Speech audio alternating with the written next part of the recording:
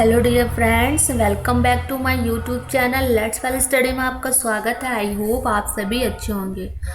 आइए दोस्तों, आज हम अपनी मैथ की थर्ड क्लास स्टार्ट करते हैं। थर्ड क्लास में देखिए हम लोग previous year question paper solve करेंगे। ये जो हमारा प्रीवियस ईयर क्वेश्चन पेपर है वो सितंबर 2014 का है, तो हम लोग इसे सॉल्व करेंगे। तो आइए दोस्तों, हम लोग पहले क्वेश्चन की ओर चलते हैं। हमारा पहला क्वेश्चन क्या है, 35,362 में 5 के स्थानीय मान तथा इसके अंकित मान में अंतर है। यानी कि जो इस संख्या हमें दी है, इस संख्या का हमें स्थानीय मान निकालना है और फिर उसका अंकित मान निकालना है, फिर दोनों में हमें अंतर करना है। तो आइए दोस्तों, तो हम लोग देखते हैं हम लोग स्थानीय मान कैसे निकालेंगे। मैंने आपको बताया था कि स्थानीय मान कैसे निकालते हैं, कि जिस भी संख्या का स्थानीय मान निकालना होता है पहले हम लोग वही संख्या लिख लेते हैं, फिर उस अंक के बाद उस संख्या के बाद जितने भी अंक होंगे उतने जीरो लिख देंगे। तो आइए दोस्तों देखते हैं कि 35,362 में 5 का स्थानीय मान, तो हम लोग ने यहाँ 5 का स्थानीय मान निकाला। देखिए 5 का स्थानीय मान निकालने के लिए 5 लिख लिया।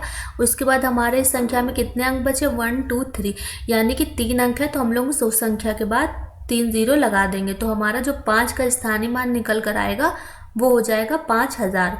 अब हमें 5 का अंकित मान निकालना है। तो मैंने आपको बताया था कि अंकित मान उसे बोल सकते हैं या वास्तविक मान बोल सकते हैं, फेस वैल्यू। अंकित मान और वास्तविक मान दोनों सेम ही होते। तो इसका अंकित मान निकालेंगे 5 का, तो 5 का अंकित मान जो होगा वो 5 ही होगा। अब इन दोनों संख्याओं में अंतर करेंगे। अब इन दोनों संख्याओं को हम घटा देंगे। 5,000 माइनस 5 तो आएगा हमारा 4,995। तो जो घटाने पे जो हमारा आंसर होगा वो हमारा राइट ऑप्शन होगा। देखिए हमारा ये 4 ऑप्शन हमारे पास दिए गए हैं, इसमें से हमारा राइट ऑप्शन कौन सा है, ऑप्शन नंबर 3 यानी 4995। आई होप आप लोगों को पहला क्वेश्चन समझ में आ गया होगा। अब हम लोग नेक्स्ट क्वेश्चन की ओर बढ़ते हैं। हमारा नेक्स्ट क्वेश्चन है हमारा 10 इकाई प्लस 10 दहाई प्लस 10,000 बराबर है। ये हमारे पास 4 ऑप्शन दिए गए हैं।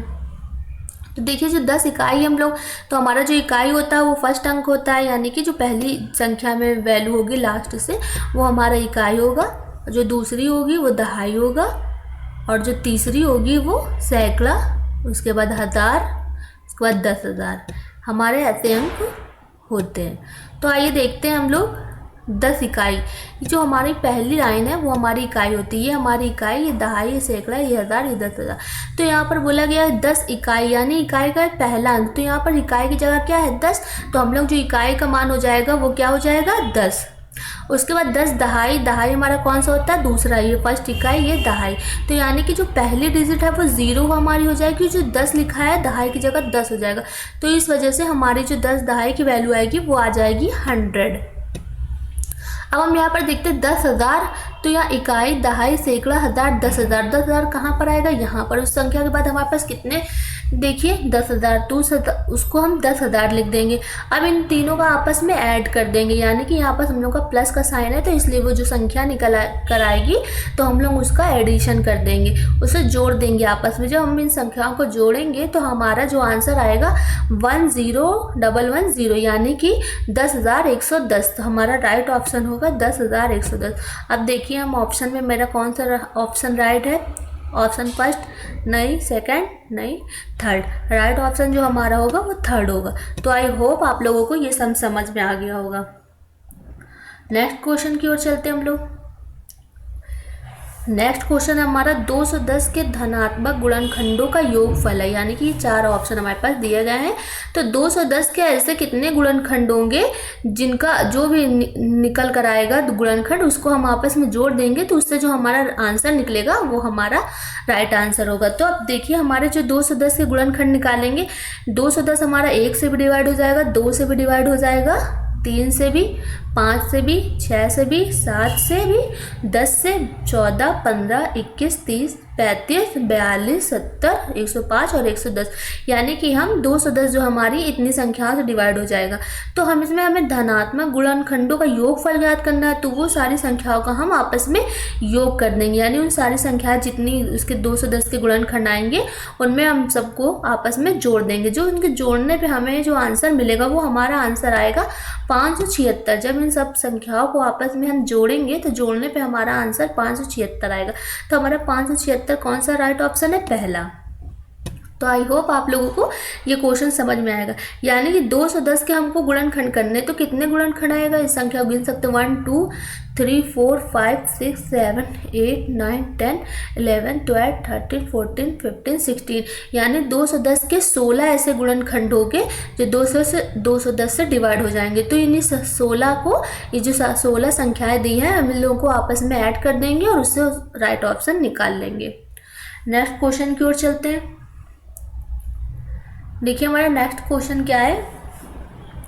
गोरंग ने बुधवार को 4.5 घंटे, गोरंग ने सोमवार को 4.5 घंटे, मंगलवार को 190 मिनट, बुधवार को सुबह के 9:10 से लेके शाम 5:20 तक, और शुक्रवार को 220 मिनट काम किया, उसे 1 घंटा काम करने के 42 रुपये मिलते। तो उसने सोमवार को से लेकर शुक्रवार तक कुल कितना समय लगे। यानी कि देखिए पहले जो हमारे पास 4.5 घंटे है, तो इसका जो उसने 1 घंटे का काम को उसे कितने रुपए मिलते, 42 रुपये। तो हमारे पास जो 4.5 घंटे का काम है उसमें हम लोग 42 का मल्टीप्लाई कर देंगे तो हमारा 4.5 घंटे का काम पैसा निकल कर आ जाएगा। तो देखिए जो सोमवार को गोरंग की कुल कमाई है 4.5 घंटे काम करके वो 42 रुपये पर घंटे कमाता है। तो 4.5 घंटे का हम लोग 42 से मल्टीप्लाई कर देंगे तो 4.5 घंटे में वो 189 रुपीज़ कमा लेगा, यानी कि 79 रुपये का काम कर लेगा। फिर इसके बाद इसका मंगल का देखेंगे। मंगल में वो 190 मिनट का काम करता है। देखिए हम लोग को सारे डिजिट सेम रखनी है। अगर हमने पहले डिजिट घंटे में रखनी है तो दूसरी भी घंटे में रखेंगे। तो हमारी दूसरी है 190 मिनट, हम लोग उसको घंटे में चेंज करने के लिए 60 से डिवाइड कर देंगे इंटू 42 का मल्टीप्लाई कर देंगे, क्योंकि उसकी 1 घंटे की कमाई जो है वो 42 रुपये है। तो हम लोग इसको 42 का मल्टीप्लाई कर देंगे।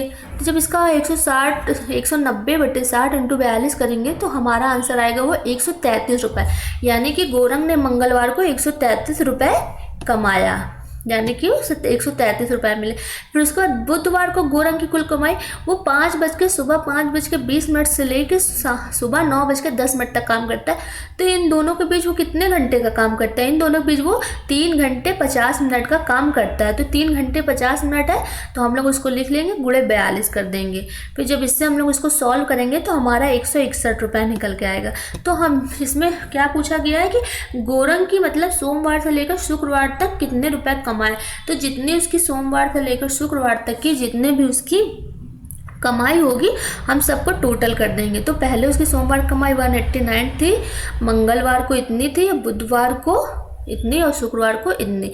तो इन सबको हम ऐड करेंगे आपस में तो हमारा आंसर आ जाएगा 637, यानी कि 637। तो गोरंग की कमाई थी पूरी सोमवार से शुक्रवार तक की वो 637 रुपये थी। तो हमारा राइट आंसर होगा 637। आई होप ये क्वेश्चन आपको समझ में आ गया होगा। अगर नहीं समझ में आया तो मैं एक बार आपसे फिर बताऊंगी आपको कि जो गोरंग है देखिए पहले 4.5 घंटे काम करता है।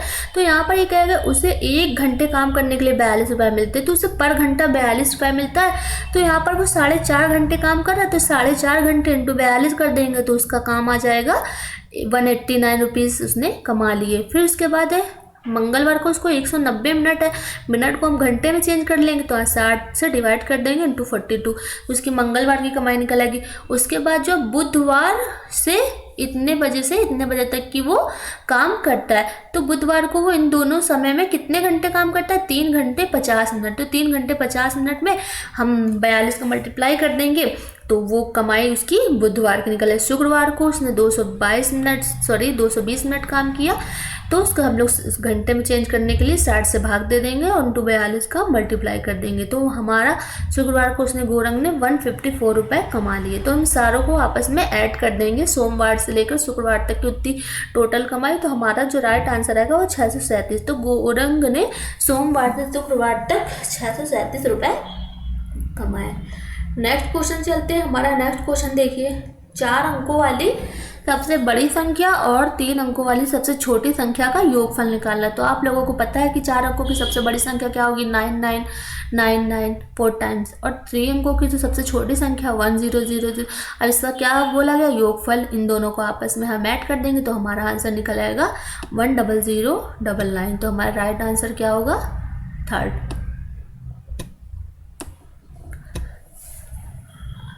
नेक्स्ट क्वेश्चन हम चलते हैं। 26 और 26 शतांक को लिखा जाता है, यानी कि 26 को तो हम 26 लिखेंगे और 26 शतांक, यानी शतांक का मतलब 100 होता है, तो यानी 26/100, 26 + 26/100, जब इसको 26 लिख देंगे, 26/100 को जब हम सॉल्व करेंगे तो हमारा आएगा 0.26। अब इन दोनों को आपस में हम जोड़ देंगे तो 26.26। तो हमारा राइट ऑप्शन क्या हो जाएगा? ऑप्शन नंबर सेकंड हमारा राइट ऑप्शन हो जाएगा। नेक्स्ट क्वेश्चन की ओर चलते हैं।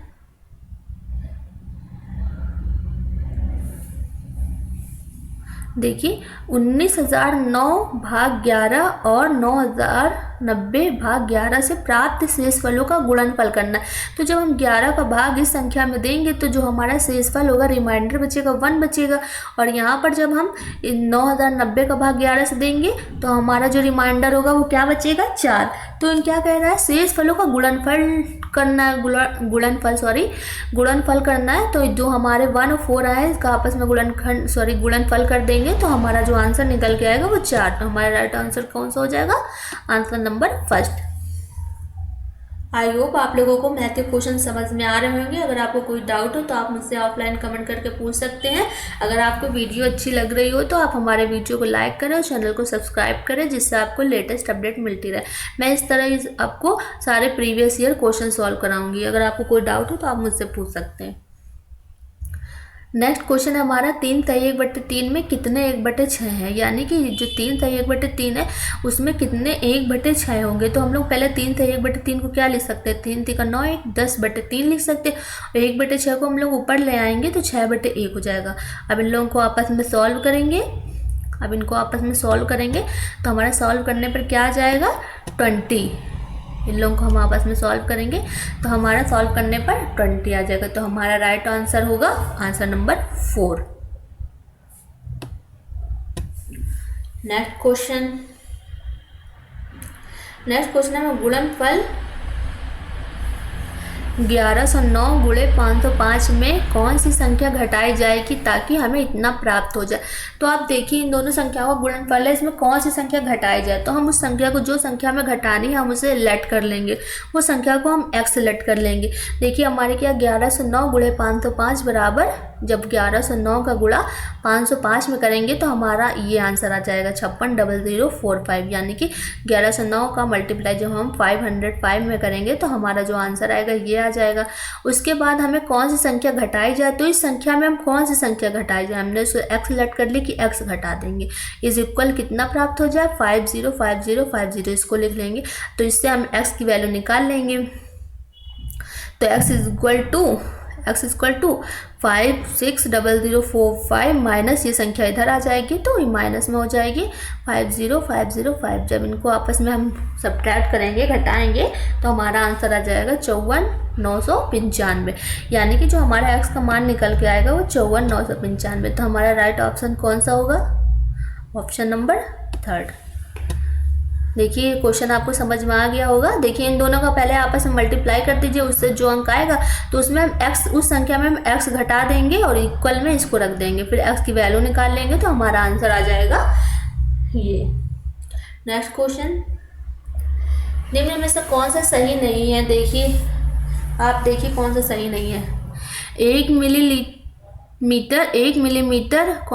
1 सेंटीमीटर का 1 दशांश है। हाँ है, क्योंकि 1 मिलीमीटर के कितना होता है? 1 सेंटीमीटर का 1 दशांश है, तो ये है हमारा राइट है। इसका दूसरा है 1 किलोग्राम 12 ग्राम के इतना होता है, ये भी सही है। 10 मीटर 10 सेंटीमीटर इतने बराबर होगा, वो भी सही है। हमारा फोर्थ ऑप्शन है 23/100। जो हम 23 का भाग 100 में देंगे तो हमारा आएगा 0.23 आएगा। हाँ यहाँ पर क्या दे रहा है? 2.30, तो ये हमारा रॉन्ग आंसर है, तो इसका मतलब ये सही नहीं है। नेक्स्ट,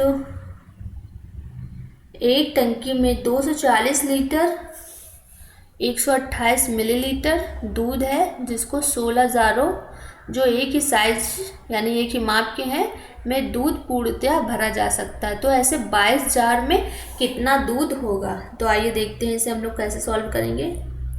देखिए इसमें बोला गया है कि एक टंकी में 240 लीटर और 128 मिलीलीटर दूध है।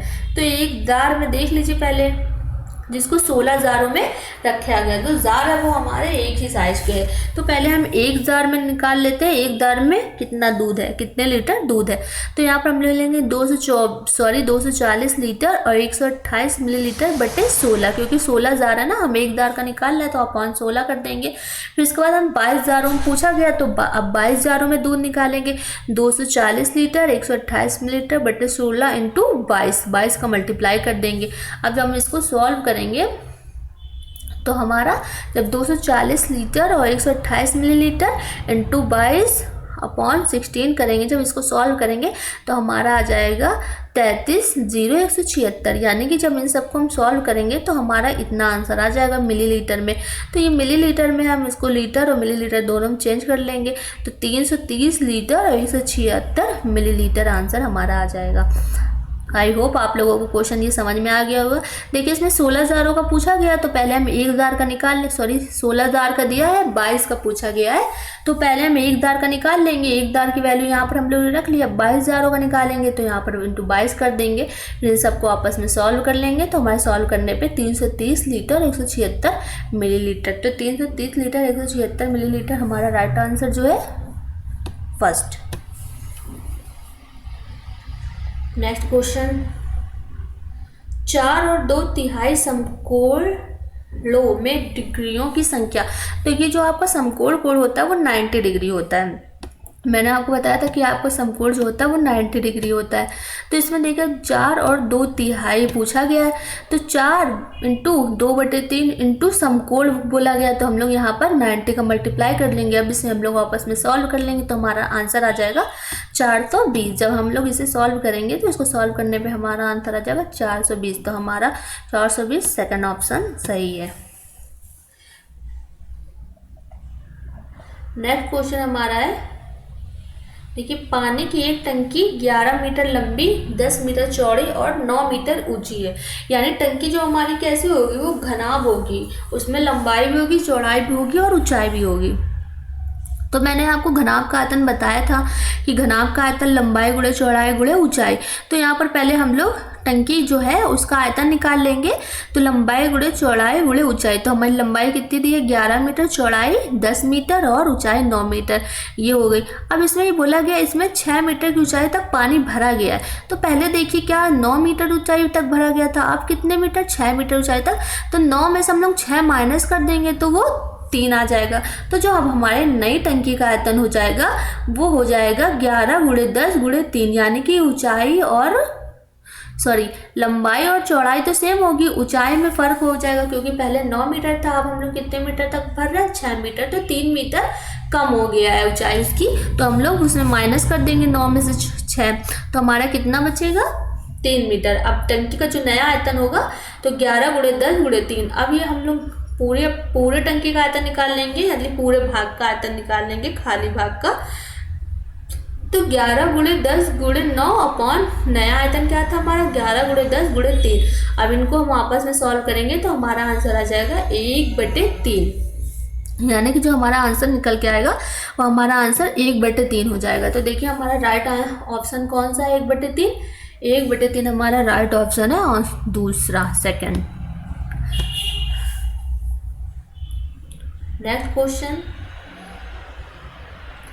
नेक्स्ट क्वेश्चन में बोला गया कि एक आयत और एक वर्ग के परिमाप बराबर है।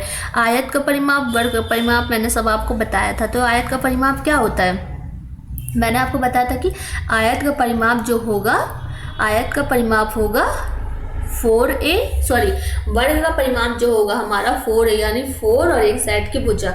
आयत का परिमाप हमारा होगा 2l + b, यानी कि मैंने आपको बताया था कि जो उसका आयत का परिमाप होगा वो 2l + b होगा, और वर्ग का परिमाप जो होगा वो 4a, यानी 4 और एक साइड की भुजा।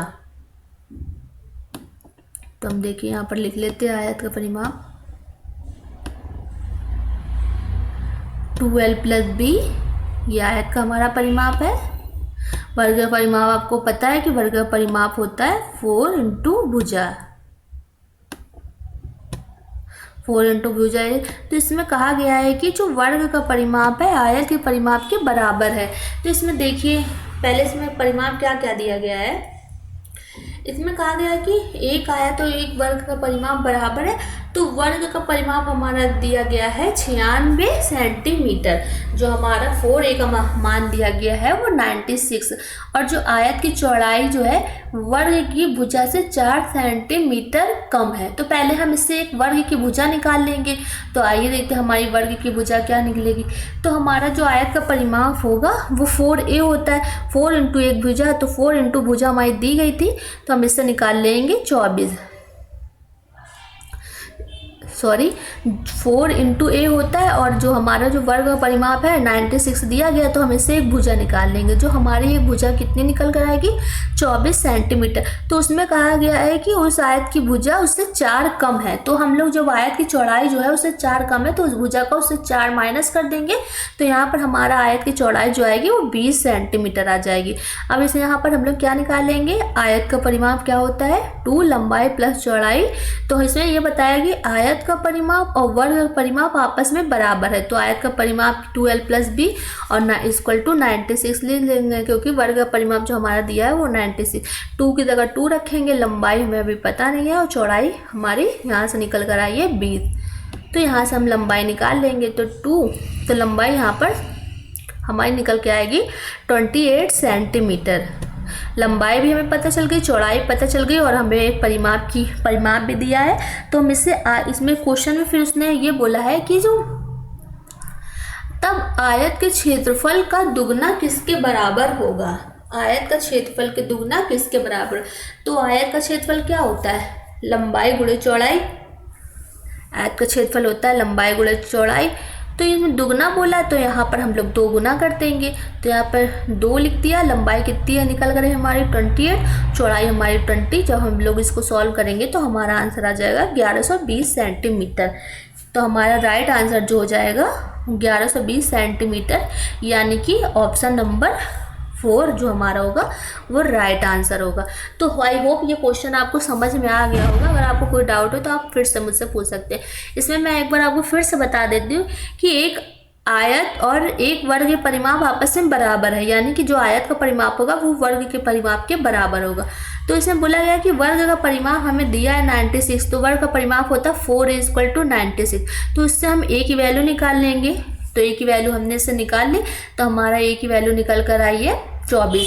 तो इसमें फिर क्वेश्चन में बोला गया है कि और आयत की चौड़ाई जो है वर्ग की भुजा से 4 सेंटीमीटर कम है। तो हमारी जो वर्ग की भुजा a निकल कर आई थी उससे 4 सेंटीमीटर कम है, तो हम उसमें 4 माइनस कर देंगे, तो हमारी जो नई भुजा आ जाएगी वो क्या आ जाएगी 20, यानी कि जो हमारी नई भुजा है वो 20 निकल के आई, वो हमारी क्या हो गई, वो हमारी चौड़ाई हो गई। तो इसमें बोला है कि आयत का परिमाप वर्ग के परिमाप के बराबर है। अब हमें सारी वैल्यू पता चल गई, तो हम इसके बराबर करके हम इसकी लंबाई निकाल लेंगे। अब हमें लंबाई भी पता चल गई, चौड़ाई पता चल गई, और वर्ग का परिमाप हमें दिया है। तो इसमें बोला आयत के क्षेत्रफल का दुगना है वर्ग का परिमाप, तो हम लोग यहाँ पर दुगना कर देंगे, और आयत का क्षेत्रफल लंबाई गुणा चौड़ाई होता है, तो हम लोग ने यहाँ दुगना करके लंबाई निकाल का मल्टीप्लाई और चौड़ाई का मल्टीप्लाई करके हम लोग ने यहाँ पर आंसर निकाल लिया 1120। नेक्स्ट क्वेश्चन देखिए क्या है हमारा, 4, 5 और 6 का सबसे छोटा सार्वगुणज खंड। तो मैंने आपको बताया था कि सबसे छोटा सार्वगुणज करने के लिए हम लोग एलसीएम लेते हैं, और 5, 6 और 9 का सबसे छोटा सार्वगुणज, इन दोनों का अंतर निकालना है। तो 4, 5, 6 का जब हम लोग एलसीएम निकालेंगे तो 60 निकल के आएगा, और 5, 6 और 9 का एलसीएम निकालेंगे तो 90 निकल के आएगा। तो इन दोनों के बीच अंतर कह रहा है, तो दोनों को हम माइनस कर देंगे, तो हमारा आंसर जो निकल के आएगा 30। तो हमारा राइट आंसर होगा फर्स्ट, यानी कि जो हमारा आंसर होगा वो पहला सही होगा। सबसे न्यूनतम सार्वगुणज करने के लिए हम लोग उस संख्या का एलसीएम निकालते हैं। नेक्स्ट क्वेश्चन ये गया, राष्ट्रीय पाठ्यचर्या की रूपरेखा 2005 के अनुसार प्राथमिक स्तर पर संख्याओं और उन पर संक्रियाओं मात्राओं का मापन आदि का शिक्षण है। यानी कि ये बोला गया है कि जो राष्ट्रीय पाठ्यचर्या की रूपरेखा 2005 है, इसके अनुसार जो प्राथमिक स्तर की संख्या होती है प्राथमिक लेवल की, उनमें उन पर संक्रियाओं मात्राओं का मापन आदि का शिक्षण है। पहला क्या है, गणित शिक्षण के संकीर्ण उद्देश्य को पूरा करता है। दूसरा है गणित शिक्षण के उच्च उद्देश्य को पूरा करता है। तीसरा क्या है, बच्चे की चिंतन प्रक्रिया को गणितीकरण के उद्देश्य को पूरा करता है। चौथा है महत्वपूर्ण गणित शिक्षण के उद्देश्य को पूरा करता है। यानी कि जो हमारी राष्ट्रीय पाठ्यचर्या की रूपरेखा 2005 के अनुसार जो हमारी जो प्राथमिक स्तर की शिक्षा दी जाती है वो क्या कहते हैं, प्राथमिक स्तर की शिक्षा इसलिए दी जाती है क्योंकि जो हमारे से गणित शिक्षण का संकीर्ण उद्देश्य को पूरा करता है। यानी कि इसके अंतर्गत सीमित प्रकरणों की ही शिक्षा दी जा सकती है। यानी कि जब हम लोग प्राइमरी लेवल में बच्चा होगा, छोटे लेवल तो हम लोग उसे सीमित स्तरों की शिक्षा देंगे, क्योंकि जो सीमित हो मतलब बच्चे को हम लोग स्टार्टिंग से सिखाएंगे तो उसको जो सीमित स्तर की शिक्षा होगी वो दी जा सकती है, और यह विस्तृत क्षेत्र भी प्रदान नहीं करता है, इसलिए यह गणित शिक्षण का संकीर्ण उद्देश्य है। आई होप आप लोगों को समझ में आ गया होगा। नेक्स्ट क्वेश्चन की ओर चलते हैं।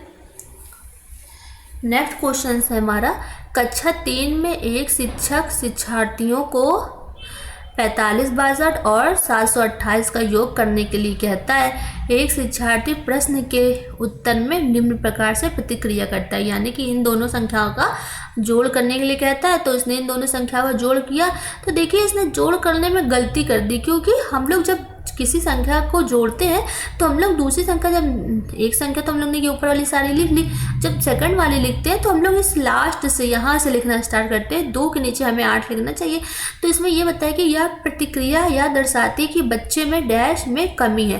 तो पहला क्या है, बच्चे के योग के कौशल में कमी है, और दूसरा क्या है, स्थानीय मान की अवधारणा पुनर्समूहीकरण के द्वारा योग के कौशल। चौथा योग के सही क्रम की अवधारणा। यानी कि ये बताया गया कि जो बच्चों को है स्थानीय मान की अवधारणा, यानी कि जो बच्चे ने ये चित्र में यह दर्शाता है कि बच्चे को स्थानीय मान से संबंधित पूरी जानकारी नहीं है। उसे ये नहीं पता कि स्थानीय मान जो है हमें इकाई, दहाई, सैकड़े की जैसे हम सॉल्व करते हैं तो हमें यहाँ पर इकाई की जगह हमें इकाई की वैल्यू रखनी चाहिए। तो इकाई की वैल्यू यहाँ पर 8 है, तो हमें 2 के नीचे 8 रखना चाहिए। तो इससे हमें ये पता चला कि जो स्थानीय मान की अवधारणा है बच्चे में, वो उसकी पूरी जानकारी बच्चे को नहीं है। योग के कौशल से, क्योंकि उसने योग जो करा होगा वो सही किया होगा, लेकिन उसने जो संख्या का स्थानीय मान जहाँ पर उसको रखना चाहिए उसने वो ही गलत कर दिया। तो इसलिए यहाँ दर्शाता है कि बच्चे को स्थानीय मान से संबंधित पूर्ण जानकारी नहीं है। नेक्स्ट क्वेश्चन है हमारा, नेक्स्ट है हमारा कक्षा 4 की पाठ्य पुस्तक से दी गई निम्नलिखित संख्याओं में से कौन सी बहु अनुशासनात्मक समस्या की ओर संकेत करती है। पहला है भारत के झंडे का आरेख बनाइए और झंडे में सममिति रेखाओं की संख्या की पहचान कीजिए। सेकंड ऑप्शन है हमारा, दी गई आकृति की दर्पण छवि यानी जो प्रतिबिंब होगा वो आरेख बनाइए उसका। तीसरा है, दी गई आकृति में कितनी सममितीय रेखाएं हैं। चौथी है सममिति रेखाएं हैं। चौथा है, किसी भी दी गई ज्यामितीय आकृति में एक सममिति रेखा खींचना। यानी कि क्वेश्चन में ये बता रहा है कि जैसे कक्षा 4 की पाठ्य पुस्तक में जो चित्र दिया गया है उसमें समस्याओं में से कौन सी बहु अनुशासनात्मक समस्या की ओर संकेत करती है। तो देखिए इसमें जो चित्र दिया, भारत के झंडे का आरेख बनाइए और झंडे में सममिति रेखाओं की संख्या की पहचान कीजिए। तो इसमें हमारा जो राइट आंसर होगा फर्स्ट ही होगा, क्योंकि दी गई आकृति की जो दर्पण छवि का प्रतिबिंब हमारे जो दी गई आकृति होगी तो उसमें कोई समस्या ही नहीं होगी, उसे देख कर ही बना सकते। दी गई आकृति में कितनी सममिति रेखा है इसमें, क्योंकि ये पूछा नहीं गया। किसी दी गई ज्यामितीय आकृति में एक सममिति रेखा खींचना, ये भी इसमें कुछ नहीं बोला गया है। तो इसमें ये बोला गया कि बहु अनुशासनात्मक उपागम के अंतर्गत विभिन्न विषयों के अनुशासन को भी सम्मिलित करने का प्रयत्न किया जाता है। भारत के झंडे का आरेख बनवाने से छात्रों को माप, समांतर रेखा, आकृति आदि यानी गणित, विभिन्न देशों के झंडे, उनकी महत्ता यानी सामाजिक विज्ञान, कॉमन का रंग, कला आदि के बारे में बताया जा सकता है। क्योंकि जब हम बच्चों को झंडे बनाने के लिए बोलेंगे तो हमें उनकी रेखाएं, उनका कलर और उनकी जो कला है, इन सब के बारे में बताना पड़ेगा, तभी वो बच्चे उस रेखा की संख्या को पहचान करना होगा, तभी बच्चे उससे सीख पाएंगे। तो हमारा जो राइट आंसर हो जाएगा वो हमारा पहला हो जाएगा। भारत के झंडे का आरेख बनाइए और झंडे में सममिति रेखाओं की संख्या की पहचान कीजिए। नेक्स्ट क्वेश्चन हमारा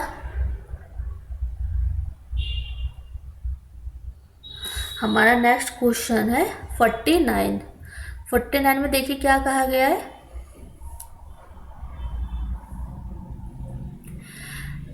निम्न ग्रिड वर्गाकार कागज पर खींचा गया है। एक ग्रिड ये खींचा गया, एक ग्रिड ये खींचा गया। तो पहले हम लोग देखते हैं इसको इकाई, फिर ये दहाई, फिर ये सैकड़ा, हजार, इसका 1, 10, 100, 1000, ये भी 1, 10, 100, 1000। तो यह निरूपण किसकी ओर संकेत करता है? पहला है गिनतारा यानी अबेकस पर संख्याओं की स्थिति, दूसरा स्थानीय मान की अवधारणा, तीसरा दहाई और इकाई की तुल्यता, चौथा है गणितीय खेल। तो इसमें क्या बोला गया? तो हमें इकाई, दहाई, सैकड़ा ये सब बताया गया। तो ये किसके माध्यम की अवधारणा है? ये स्थानीय मान की अवधारणा है। इसके माध्यम से हम लोग स्थानीय मान को पढ़ाया जा सकता है। तो हम लोग ये स्थानीय मान, हमारा जो राइट ऑप्शन होगा वो सेकंड होगा, क्योंकि जो हमें ये ग्रिड दिया गया उसमें हमें ये दर्शाया गया है कि इकाई 1, 10, 100, 1000 है। तो ये किसके लिए बनाया गया है? स्थानीय मान की अवधारणा के लिए। दहाई और इकाई की तुल्यता, इसमें तुल्यता तो की नहीं की, अगर दोनों सेम होते तो तुल्यता की जाती। और गिनता अबेकस की संख्याओं की स्थिति ये भी नहीं बताया गया है। और गणितीय खेल इसके बारे में भी नहीं बताया गया। तो किसके बारे में बताया गया? स्थानीय मान की अवधारणा के बारे में, क्योंकि इसमें 3 इकाई और 3 दहाई है। नेक्स्ट क्वेश्चन हमारा है, प्राथमिक स्तर के बच्चे दी गई आकृतियों को उनकी दिखावट के आधार पर वर्गीकृत करने के योग्य है। वेन हाइल के अनुसार वे ज्यामिति के डैश पर हैं। तो पहला इसमें देखिए क्या है? मानसिक चित्रण स्तर, विश्लेषणात्मक स्तर, अनौपचारिक निगमन स्तर, औपचारिक निगमन स्तर। तो क्वेश्चन में क्या कहा गया है कि बच्चे जो प्राथमिक स्तर के बच्चे जो उनको आकृति दी गई है, उनकी दिखावट के आधार पर उनको वर्गीकृत करने के योग्य है। तो वेन हाइल के अनुसार वे ज्यामिति के, तो किसके लिए? वो मानसिक चित्रण के लिए, क्योंकि जब वो किसी भी आकृति को देखेंगे तो उनका क्या करेंगे? मानसिक तौर पर उसका चित्रण करेंगे। यानी कि मानसिक चित्रण स्तर के बच्चे जो है वस्तुओं का वर्गीकरण देखकर करते हैं। फॉर एग्जाम्पल, लाल डिब्बा चुने, बच्चा केवल लाल डिब्बा ही चुनेगा, चाहे वह किसी भी आकार का हो। यानी कि वो जो कुछ करेगा अपने मानसिक स्तर पे करेगा, विश्लेषणात्मक नहीं करेगा, अनौपचारिक निगमन भी नहीं करेगा और औपचारिक निगमन नहीं करेगा, क्योंकि वो अपना मानसिक स्तर पर ही किसी चित्र का चित्रण करेगा। तो आई होप आप लोगों को ये सब समझ में आ रहा होगा। अगर आपको कोई डाउट हो तो आप मुझसे पूछ सकते हैं। मैं इस तरह आपको सारे प्रीवियस ईयर क्वेश्चन सॉल्व कराऊंगी। नेक्स्ट क्वेश्चन है हमारा, हस्तपरक प्रतिमान स्थिर चित्र, लिखित प्रतीक, मौखिक और लिखित भाषा वास्तविक संसार की स्थितियां अथवा संदर्भ डैश को दर्शाने के 5 तरीके हैं। पहला है गणितीय चिंतन एवं विचार, ज्यामिति प्रमाण, गणित की पाठचर्या, गणितीय शब्द भंडार। तो क्वेश्चन में हमें ये कहा गया है कि हस्तपरक यानी हाथ की परख से जो हम चित्र जो बनाएंगे, ड्रॉ करेंगे, वो चित्र लिखित प्रतीक होगा, मौखिक और भाषा लिखित वास्तविक संसार की परिस्थिति अनुसार डैश को दर्शाने के 5 तरीके। यानी कि जब गणितीय चिंतन एवं विचार को हम प्रतिरूप करेंगे तो स्थिर चित्र आदि के माध्यम से तो आसानी से प्रतिबिंबित किया जा सकता है, क्योंकि यह दर्शाता है कि हम क्या सोच विचार रखते हैं। तो पहला हमारा आंसर होगा गणितीय चिंतन एवं विचार के आधार पर, क्योंकि जब हम किसी अपने हाथों से किसी चित्र को ड्रॉ करेंगे तो उन सब के बारे में हम लोग चिंतन करेंगे, मतलब गणितीय चिंतन एवं विचार के आधार पर ही हम लोग उस चित्र को ड्रॉ करेंगे। नेक्स्ट क्वेश्चन है हमारा, भाग की अवधारणा पढ़ाने के बाद एक शिक्षक कक्षा कक्ष में गणितीय दीवार का निर्माण करते हैं और शिक्षार्थियों को 48 घंटों में दिए गए कॉलमों में भाग संबंधी 2 तथ्यों के लिए कहते हैं। यानी कि अब देखिए दो तथ्यों को लिखने के लिए कहते हैं। तो पहला जो गढ़ती दीवार हमारी दी गई है वो अंकित, अंकुर, बबीता, बॉबी, प्रज्ञा, ध्रुव, सोहन, हर्ष, ये सारे हमारे जो दिए गए ये नाम दिए गए। तो यह गतिविधि डैश में शिक्षा की सहायता कर सकती है। पहला है शोर मुक्त कक्षा कक्ष वातावरण बनाने, दूसरा है अगले 2 दिनों के लिए शिक्षार्थियों को किसी गढ़ती कार्य में व्यस्त रखने, तीसरा है प्रत्येक बच्चे को अभिव्यक्ति के और एक दूसरे से सीखने के अवसर देने, चौथा है शिक्षार्थियों द्वारा सीखे गए तथ्यों की संख्या का रिकॉर्ड बनाने में। तो हमारा जो क्वेश्चन दिया गया है इसमें बोला गया है कि जो पढ़ाने के बाद एक शिक्षक कक्षा कक्ष में गढ़ती दीवार का निर्माण करता है, फिर उसके बाद शिक्षार्थियों को 48 घंटे दिए जाते हैं इन कॉलमों को भाग संबंधी कोई 2 तथ्य लिखने के लिए कहते हैं। तो एक बच्चे अंकित जो है उसने 25 का भाग 25 भाग 5 बराबर 5, यानी कि उसने जो इसको सॉल्व करा है जो उसका आंसर है कि वो 5 आया, और जो अंकुर ने करा वो 0 का भाग 6 में दिया है तो इसे 0। तो इसमें ये कहा गया है कि जो पहला है शोर मुक्त कक्षा कक्ष वातावरण बनाने, दूसरा है क्या अगले तो इसमें जो हमारा सही आंसर होगा वो हमारा तीसरा होगा, क्योंकि प्रत्येक बच्चे को अभिव्यक्ति के और एक दूसरे से सीखने के अवसर देने। तो हमारा राइट आंसर होगा आंसर नंबर 3,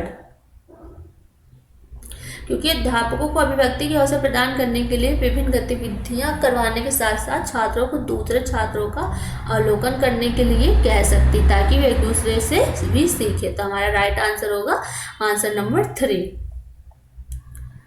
नेक्स्ट क्वेश्चन है हमारा, शिक्षार्थी के गढ़ती निष्पादन अवरोधन के साथ संबंधित चाक्षुष स्मृति अवरोध का संभावित संकेतक है।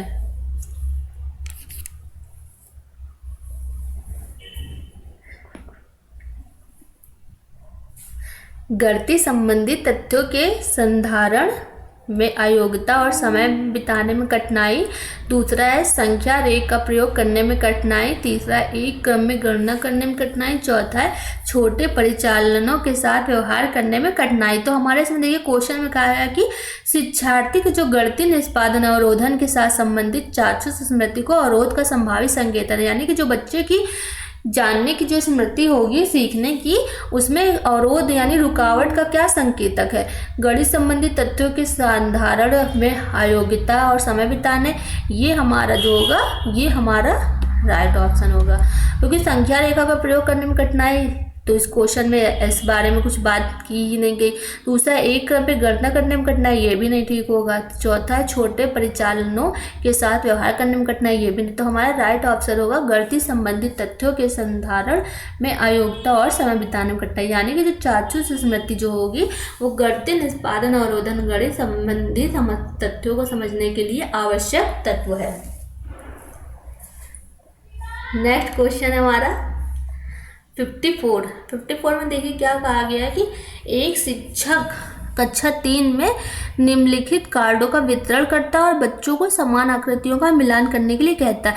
ये कार्ड है, इसका जो वितरण किया गया है इस कार्ड को, तो इससे ये चित्र ड्रॉ किया, इससे ये वाला चित्र और इससे ये चित्र, इससे ये चित्र। तो इसमें कहा गया है कि इस खेल का उद्देश्य यानी कि कक्षा कक्ष के वातावरण को व्यस्त और आनंददायक बनाना, दूसरा है विभिन्न अभिविन्यासों में समान आकृतियों की पहचान करने में बच्चों की मदद करना, तीसरा है आँख हाथ के समन्वय को बढ़ाना, और चौथा है समांतर और सर्वांग समता की अवधारणा विकसित करना। तो इसमें देखिए हमारे पास ये चित्र जो ड्रॉ किया गया है, तो इस चित्र के सहारे से तो हम इस खेल को देखेंगे, तो इस खेल में हमें ये क्या मिलता है इस चित्र को देखकर, जब इस चित्र का हम वितरण करेंगे तो इससे हमें ये चित्र मिलेगा। तो इसमें क्या बताया गया, तो इससे हमें ये पता चलेगा कि जो कक्षा कक्ष के वातावरण को व्यस्त और आनंददायक बनाना, तो इनमें होगा नहीं पहला ऑप्शन, दूसरा हमारा ऑप्शन हो सकता है क्योंकि ये विभिन्न अभिविन्यास के समान आकृतियों की पहचान करने में बच्चों की मदद करना है। क्योंकि जो हमारे पास ये जो अभिविन्यास दिए गए हैं, चित्र दिए हैं, हम लोग ने इसका वितरण किया है, तो बच्चे इसका देख कर ये इससे बच्चों को आकृतियों को पहचानने में मदद हो सकती है, क्योंकि जो हम इसकी कटिंग दी गई है तो बच्चे इससे पहचान सकेगा कि ये चित्र की कटिंग इससे की गई है। तो ये जो क्या है, विभिन्न अभिविन्यासों में समान आकृतियों की पहचान करने में बच्चों में मदद करना। आँख हाथ के समान, इसमें भी ये नहीं होगा, और चौथा समांतर से ये भी नहीं होगा। तो हमारा जो राइट आंसर होगा वो हमारा राइट आंसर सेकंड हो जाएगा। नेक्स्ट क्वेश्चन की ओर चलते हैं। अगर आपको वीडियो अच्छी लग रही हो तो हमारे वीडियो को लाइक कर दीजिए। 5वां है, जियो बोर्ड किसके शिक्षण का एक प्रभावी संसाधन है? पहला है आधारभूत ज्यामिति अवधारणाओं जैसे किरणें, रेखाएं और कोण। दूसरा है ज्यामिति आकृतियां और उनकी विशेषताएं। तीसरा है द्विविमा एवं त्रिविमा आकृतियों में अंतर करना। चौथा है सममिति की अवधारणा, यानी जियो बोर्ड किसके शिक्षण का एक प्रभावी साधन है? तो आप देखिए इससे क्या है, आधारभूत ज्यामिति अवधारणा जैसे किरणें, रेखाएं, कोण का जियो बोर्ड ऐसा है इसके शिक्षण करने से हमें ये पता चलता है कि उसे जो आधारभूत जो उसकी ज्यामिति है, उसे किरणें, रेखाएं, कोण, इनसे ये सब के बारे में पता चलता है नहीं। दूसरा ज्यामिति आकृतियां और उनकी विशेषताएं, क्योंकि जियो बोर्ड का जो एक शिक्षण है उसका प्रभावी साधन है ज्यामिति आकृतियां और उनकी विशेषताएं। तीसरा द्विविमा और त्रिविमा अंतर, ये भी नहीं है। चौथा है सममिति की अवधारणा, ये भी नहीं है। तो हमारा राइट आंसर जो होगा ज्यामिति आकृतियां और उनकी विशेषताएं, क्योंकि आदि का शिक्षण किया जाता है जैसे आयत, त्रिभुज आदि, वर्ग। 56 क्वेश्चन हमारा,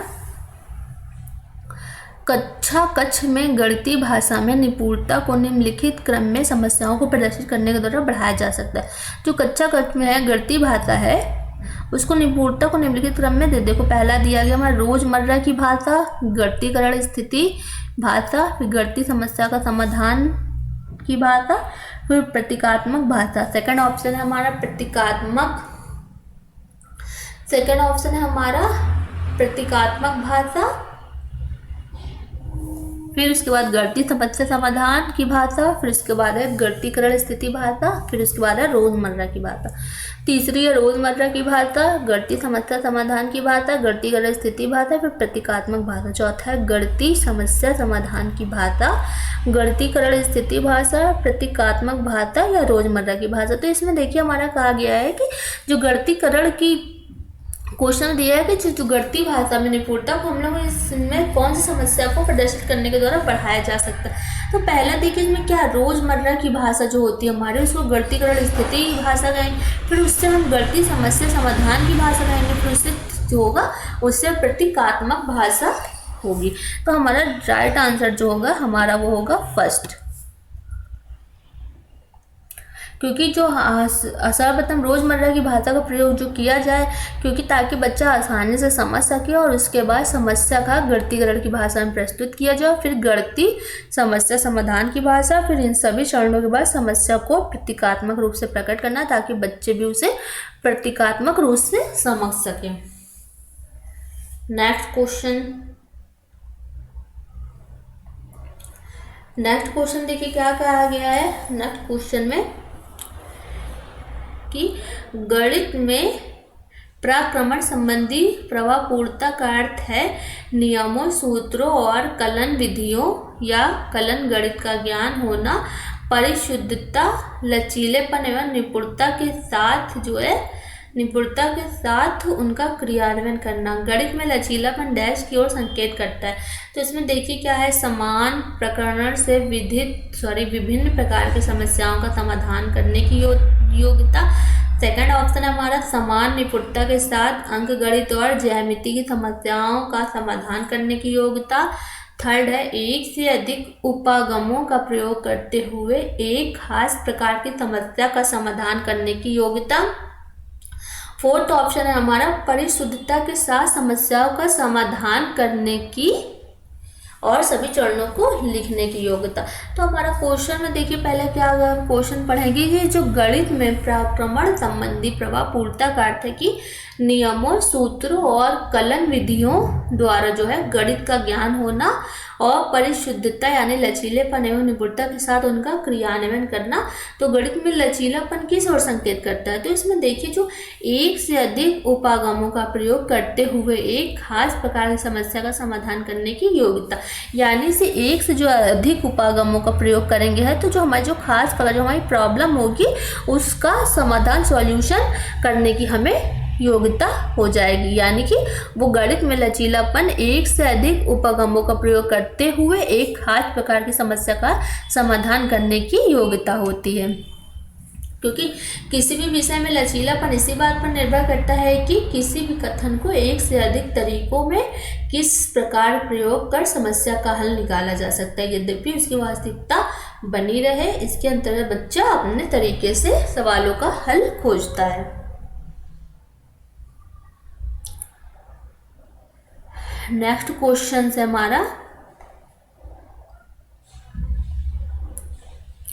हमारा नेक्स्ट क्वेश्चन है, देखिए कौन सा है हमारा नेक्स्ट क्वेश्चन हमारा है 58 में। देखिए क्या है, एक बच्चा मानसिक रूप से 27 + 38 को 65 के रूप में परिकलित करता है। जब उसे योग करने के अपने तरीके के बारे में व्याख्या करने के लिए कहा गया तो उसने प्रतिक्रिया के रूप में कहा कि 38 जो है वो 40 के नज़दीक है, इसलिए 27 + 40 67 है, तो मैंने 65 को प्राप्त करने के लिए 2 घटा दिया। करने की युक्ति यह है डैश है। तो इसमें देखिए क्या होगा, प्रत्यक्ष प्रतिरूपण, दूसरा है पुनर्सामूहिकरण, तीसरा है प्रतिकारी, चौथा है समवृद्धि कारक। तो इसमें क्वेश्चन में कहा गया कि जो 27 और 38 है तो हमें जब 27 और 38 का जब हम योग करेंगे तो हमारा जो 65 इससे हमें मिल रहा, और सेकंड से 27 और 40 का योग कर रहे हैं तो इससे 67 मिल रहा। तो उस बच्चे ने क्या करा कि 65 को प्राप्त करने के लिए उसने 2 घटा दिया, क्योंकि 65 और 67 यानी कि 67 के बीच कितने का अंक डिफरेंस है, 2 का। तो इसलिए इससे योग करने की यह युक्ति है। तो ये क्या युक्ति है? प्रतिकारी, हम लोग इसे कहेंगे प्रतिकारी। तो हमारा जो राइट आंसर होगा वो 3rd होगा। यानी कि उस बच्चे ने ये सोचा कि जो जब 38 और 40 के बीच में भी 2 को निकालता, इसी प्रकार उसने 67 और 65 के बीच भी 2 को निकालता, तो वह प्रश्न में पुराने समूह को ही परिवर्तन कर उत्तर देता है। तो हमारा राइट ऑप्शन जो हो जाएगा वो हमारा 3rd हो जाएगा। नेक्स्ट क्वेश्चन है हमारा, मानसिक गणित संबंधी गतिविधियां महत्वपूर्ण हैं क्योंकि यह निम्नलिखित में से किस एक के अवसर में उपलब्ध कराती। तो इसमें क्या बोला गया कि मानसिक गणित संबंधी गतिविधियां, तो पहले देख लीजिए क्या है।